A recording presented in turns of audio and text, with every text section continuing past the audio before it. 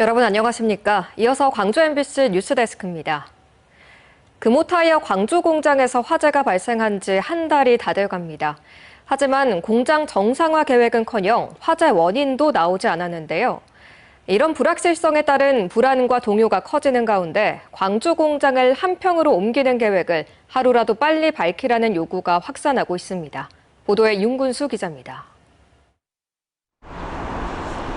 금호타이어 노동조합이 다음 주 월요일 대의원 대회를 열어 공장 이전에 대한 입장을 확정하기로 했습니다.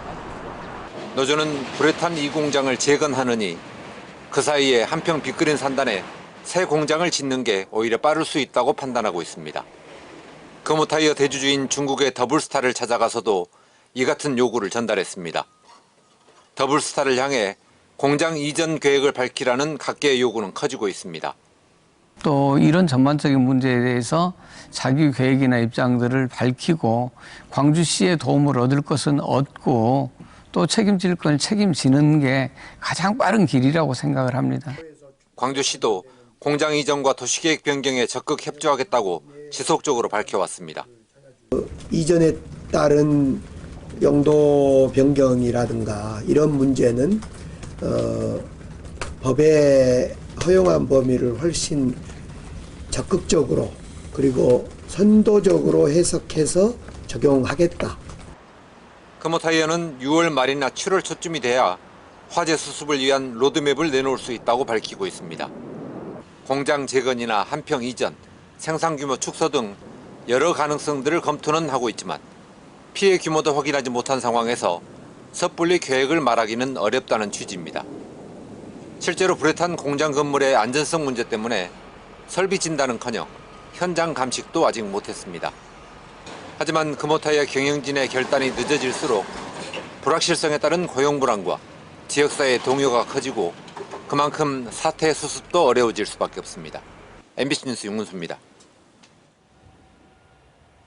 문영배 전 헌법재판소장 권한대행이 오늘 순천을 찾았습니다. 문 전 대행은 헌법의 관점에서 교육을 생각하다를 주제로 2시간 동안 시민 학생들과 소통했습니다. 유민호 기자입니다.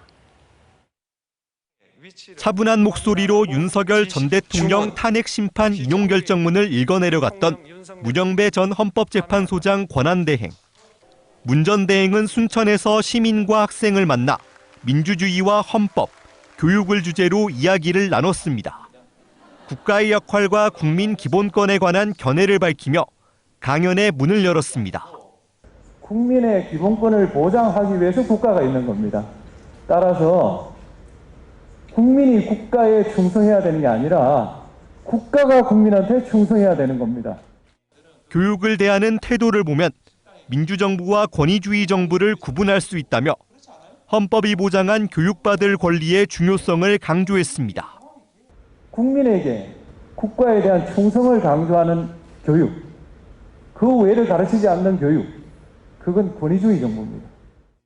아울러 새 정부가 내세운 사회통합과 민생회복을 두고선 둘은 결합해 있는 것이라고 말했습니다.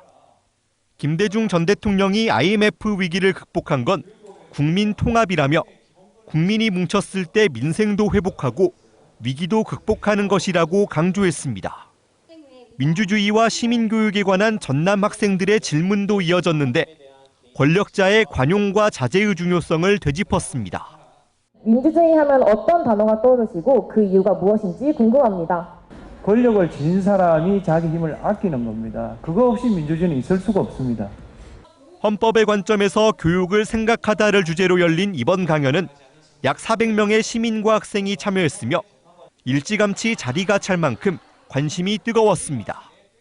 특히 우리 전남은 비상계엄의 역사를 다시 한번 되새겨서 가장 피해가 맞았던 우리 전남에서 헌법 교육에 대한 필요성이 더 크다고 할 수 있겠습니다. 전남교육청은 헌법적 가치와 민주적 교육 철학을 바탕으로 한 시민교육을 꾸준히 확대할 방침입니다. MBC 뉴스 유민호입니다.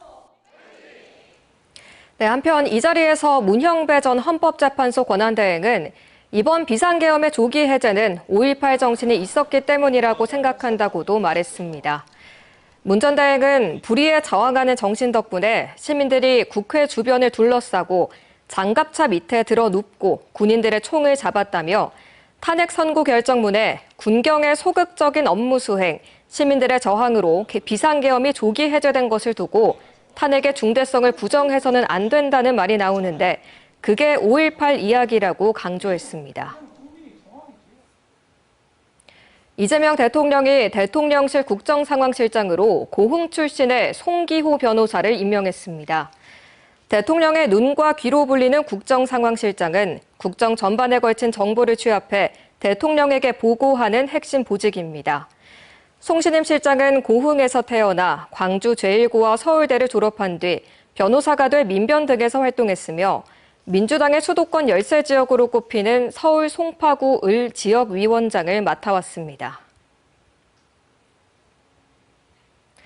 남태평양 마셜 제도의 동남쪽 끝에는 밀리환초라는 작은 산호섬이 있습니다. 일제강점기 당시 한국인 수백 명이 이곳으로 강제로 끌려간 뒤 학살되거나 행방불명됐는데요. 그런데 이들 대부분이 전남 출신인 것으로 확인됐습니다. 김영찬 기자가 취재했습니다. 태평양 한복판 마셜 제도에 있는 밀리환초. 1942년 태평양 전쟁 당시 일제는 밀리환초에 비행장을 짓기 위해 조선인 수백 명을 강제 동원했습니다. 일제 강제 동원 연구자인 다케우치 야스토 씨가 일본 도쿄의 한 국립공문서관에서 징용자 명부 등을 최근 입수해 한국을 1년 만에 찾았습니다. 명부를 분석한 결과 밀리환초에 강제 동원된 조선인들은 640명, 이 중 635명이 전남 출신으로 확인됐습니다. 영광과 한평, 장성, 구례 등에서 강제 징용됐고 형제가 함께 끌려간 경우도 있었습니다. 또 비슷한 시기 밀리환초 인근의 쾌젤린 환초 등에도 조선인 670여 명이 강제 징용됐는데 이 중에서도 전남 출신이 있었던 것으로 확인됐습니다. 조선総督府がね、要するに強制動員は朝鮮総督府が動員する場所を指定をしたんです. 하지만 강제 징용 피해자들은 고향 땅을 밟지 못했습니다. 당시 밀리환초에서 일어난 일본군의 조선인 학살 사건 등으로 최소 218명이 숨졌습니다. 나머지 피해자들은 대부분 행방불명됐습니다. 유족들은 일본의 진심 어린 사과와 반성과 함께 피해 보상을 요구하고 있습니다. 우리 국민을 그렇게 압박을 시키고 목숨을 뺏었으면 다행히 말하자면 우리 한국에 사과를 해주는 것이 당연한 게 아닙니까? 시민사회단체는 희생자들에 대한 진상규명과 명예회복을 위해 일본 정부가 관련 자료를 전면 공개해야 한다고 강조했습니다. 애타는 가족들의 심경을 모른 채 저렇게 수십 년 동안 자료를 은폐해 오고 저렇게 무관심하게 취급해 왔다는 것에 손질하지 않을 수 없습니다. 올해는 밀리환초 학살 사건이 일어난 지 80년째 되는 해입니다. 작년에 이어 올해도 한국을 찾은 일본인 연구자는 진상규명이 반드시 필요하다며 희생자 유가족과 피해자를 애타게 찾고 있습니다. MBC 뉴스 김영창입니다. 봄이면 유채꽃이 황금빛 물결로 찾아오는데요. 이 국산 유채 씨앗으로 짜낸 기름이 건강과 맛을 챙긴 착한 지방으로 눈길을 끌면서 수입 식용유의 대안으로 꼽히고 있습니다. 허연주 기자입니다. 샐러드 위에 노란 빛깔의 기름이 어우러져 풍미를 돋웁니다. 노릇한 전 역시 유채 씨앗을 압축해 만든 유채유를 이용해 구워냈습니다. 식물성 스테롤과 토코페롤을 많이 함유하고 있기 때문에 일반 카놀라유보다는 월등히 몸에 좋은 기능 성분이 많고 국내 식물성 기름 소비량은 연간 14.3만 톤. 이 가운데 유채유는 13.2%를 차지하는데 시중에는 보통 카놀라유로 알려져 있습니다. 수입산 카놀라유와 달리 유전자 조작을 하지 않은 국산 품종의 유채유는 저온 압착으로 생산하기 때문에 기능성 물질이 풍부해 친환경 시대 식용유 시장에서 고품질 기름으로 주목받고 있습니다. 시중에서 흔히 볼 수 있는 수입산 카놀라유와 비교했을 때 더 노란빛을 띠는 것이 국산 유채유인데요. 이 유채유는 카놀라유와 비교했을 때 고소한 향이 더 진합니다. 국내 유채 재배 면적은 5천여 헥타르. 대부분 경관용으로 재배되지만 전남 영암과 해남, 나주 등 국내 7개소 430헥타르 규모의 유채유 생산용 재배단지가 조성돼 있습니다. 국내 품종은 6월 초순인 지금 수확이 한창입니다. 키도 적당히 크고 해서 쓰러짐도 없고요. 꼬투리가 굵어서 유채 알갱이가 아주 굵게 나와요. 10아르당 210kg 정도 수확을 얻을 수가 있어서 좋은 품종이라고 생각합니다. 우리나라에서 개발 육성 중인 품종들은 수입산에서 검출돼 논란이 됐던 유해 지방산인 에루스산을 함유하지 않고 있어 식용으로 적합합니다. 또한 올리브유 등 다른 압착유보다 상대적으로 발연점이 높아 튀김부터 드레싱까지 다양한 요리에 사용할 수 있습니다. 유채유에 기능성 물질도 많고 좋다고 해가지고 가끔씩 와서 구매를 하고 있는데요. 드레싱유로도 사용을 하니까 되게 상큼하고 맛이 좋은 것 같습니다. 농촌진흥청은 국내 식용 유채 재배 면적을 확대하기 위해 이모작 체계에 적합한 고품질 품종 육성에 힘쓰겠다고 밝혔습니다. MBC 뉴스 허연주입니다. 요즘 고흥 쑥섬에는 아름다운 수국이 장관을 이루고 있습니다. 이 쑥섬을 배경으로 이번 주말에는 고흥 수산물을 맛볼 수 있는 수산물 축제도 열리는데요. 김단비 기자가 현장에 다녀왔습니다. 푸른 바다를 배경으로 다채로운 색상의 수국 군락이 펼쳐집니다. 섬에 발을 딛자마자 꽃향기가 살살 불어오는 바람을 타고 코끝에 닿습니다. 수국의 계절을 맞아 지금 고흥 쑥섬에는 형형색색의 수국이 만개했습니다.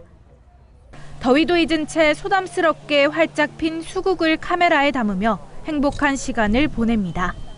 수국도 볼 겸 꽃이 만발하다고 해가지고 놀러 왔어요. 배경이 너무 좋고요. 마음에 들어요. 여기서 살고 싶어요. 수국뿐만 아니라 쑥섬에는 300여 종의 꽃이 피고 집니다. 고요한 바다를 벗삼아 꽃길을 걸으며 일상의 스트레스도 잠시 내려놓습니다. 남해 쪽 바다는 맑고 또 탁 트인 게 좋고 또 섬들이 많아서 여러 가지 오밀조밀한 맛이 있고. 쑥서머가 오가는 나로도 연안여객선 터미널 인근에서는 수산물 축제가 막을 올렸습니다. 나로도는 과거 삼치 어시장으로 이름을 날렸던 곳입니다. 이번 축제에서는 싱싱한 수산물을 맛보고 다양한 공연과 맨손 장어 잡기 등 체험 프로그램도 즐길 수 있습니다. 고흥 특산물, 여기 보이시는 해이죠, 해거리가 최고입니다, 최고. 많이 오셔가지고 즐겁게 해 많이 드세요. 만개한 수국과 함께 청정 고흥 수산물까지 즐길 수 있는 수산물 축제는 오는 15일까지 이어집니다. MBC 뉴스 김담입니다.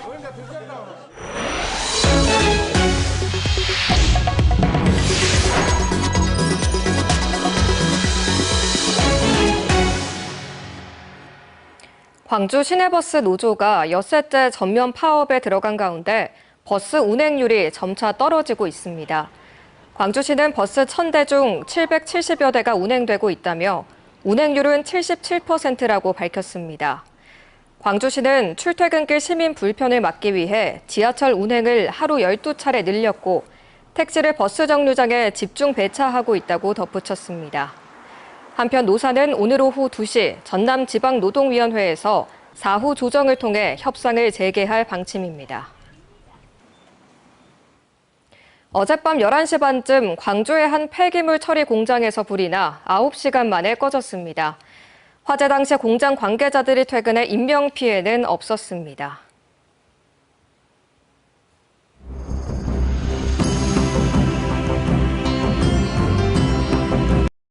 언제 어디서나 내 손 안의 뉴스. 광주 MBC 뉴스 유튜브 구독으로 함께하세요.